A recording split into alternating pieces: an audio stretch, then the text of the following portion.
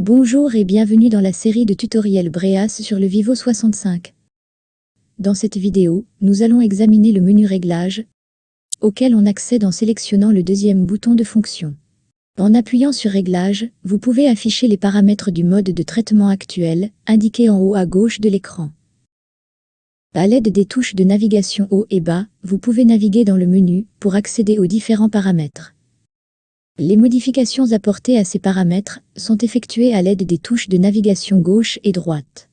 Ces modifications de paramètres prennent effet immédiatement et ne nécessitent pas de confirmation supplémentaire. Tous les paramètres affichés dans cette section dépendent du mode de traitement que vous utilisez.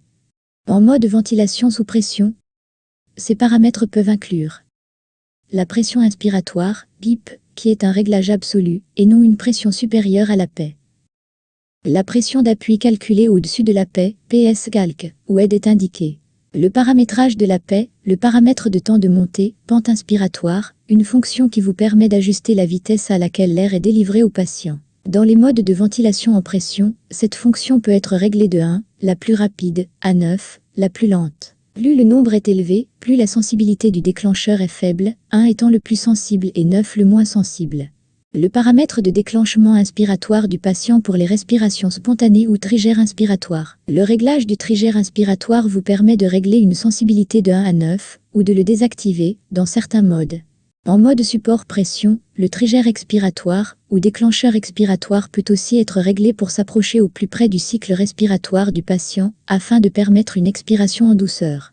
Un réglage à 1 correspond à une baisse de 10% du débit de pointe. Cette valeur peut être réglée jusqu'à 9, ce qui représente une baisse de 90% du débit de pointe.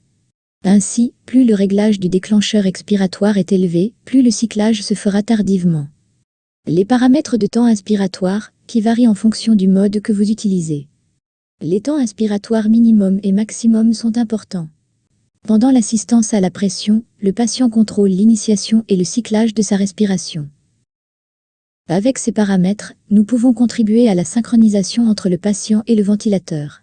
Par exemple, si le patient cycle trop rapidement, vous pouvez régler le temps d'inspiration minimum pour vous assurer que le patient reçoit un volume d'air minimum à chaque respiration.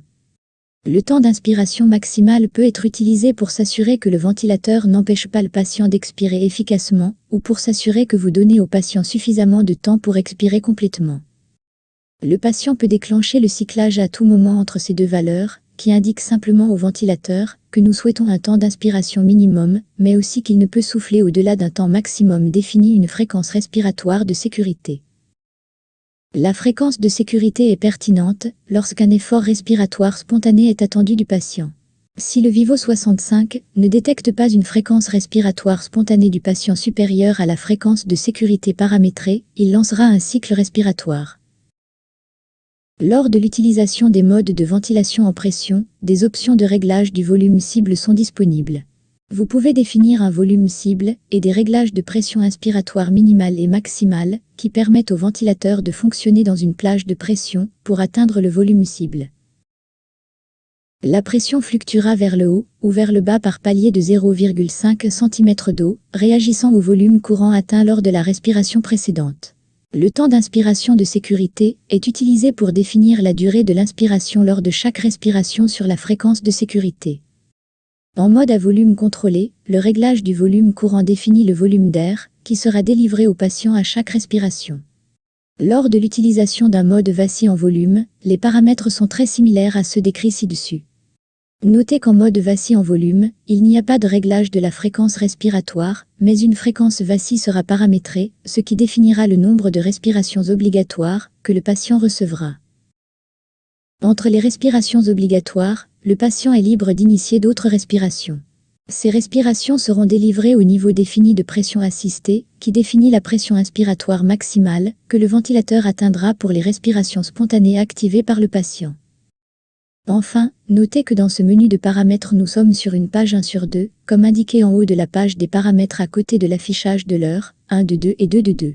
Pour passer à la deuxième page, il suffit d'appuyer à nouveau sur le bouton fonction de réglage pour changer de page. Dans ce cas, vous passez aux paramètres de fréquence de soupir.